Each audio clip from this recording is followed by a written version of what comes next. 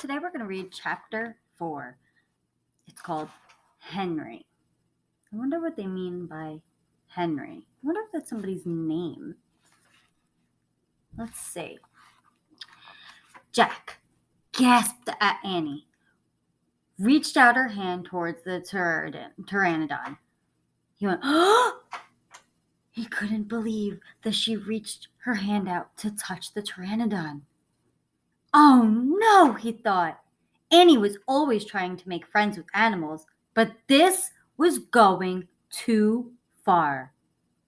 "Don't get too close to him, Annie," Jack shouted.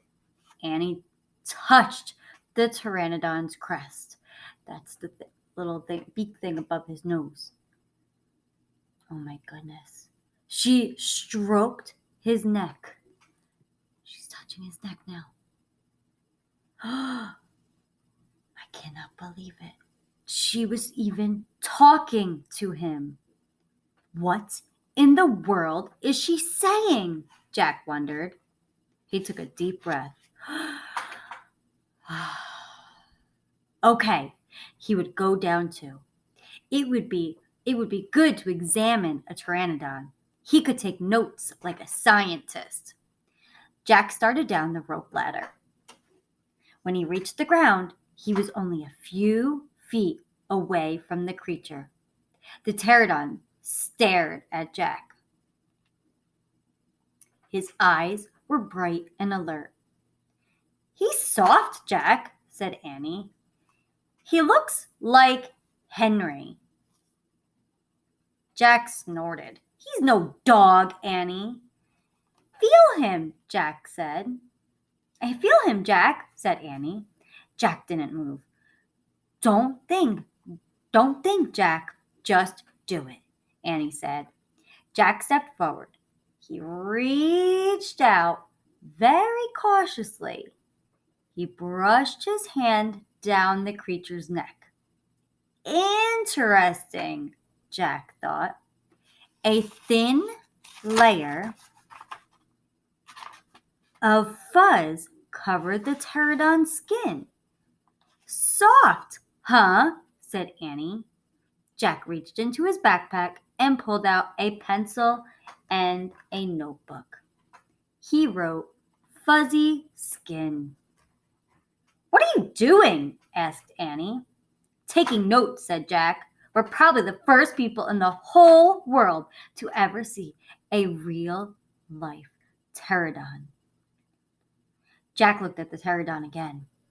The bony crest on top of his head was longer than Jack's arm. "I wonder how smart he is," Jack said.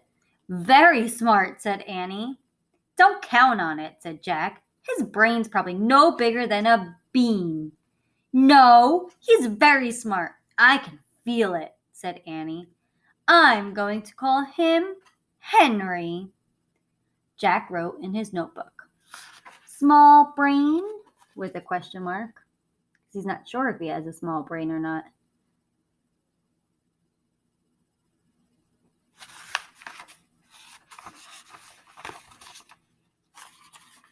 Nope, sorry.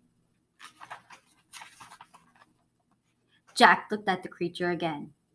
"Maybe he's a mutant," he said.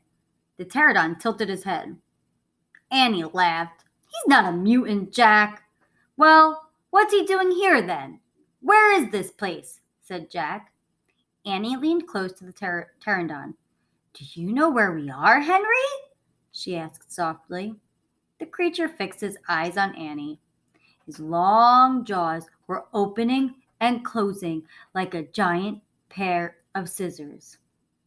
"Are you trying to talk to me, Henry?" asked Annie. "Forget it, Annie," Jack wrote in his notebook. "Mouth like scissors." Did we come to a time long ago, Henry?" asked Annie. Is this a place from long ago?" Suddenly, Annie gasped. "Jack!" Jack looked up. Annie was pointing toward the hill. On top stood a huge dinosaur. And that is the end of this chapter. We are going to make one of those dinosaurs today. So many different things happened in this chapter. Jack decided to go down and see and make sure that Annie was okay. He wanted to become a scientist, so he wrote different things down in a notebook to remember all the things about the pterodon. How he has fuzzy fur. Does he have a small brain? And that he has a mouth like scissors. He actually touched him.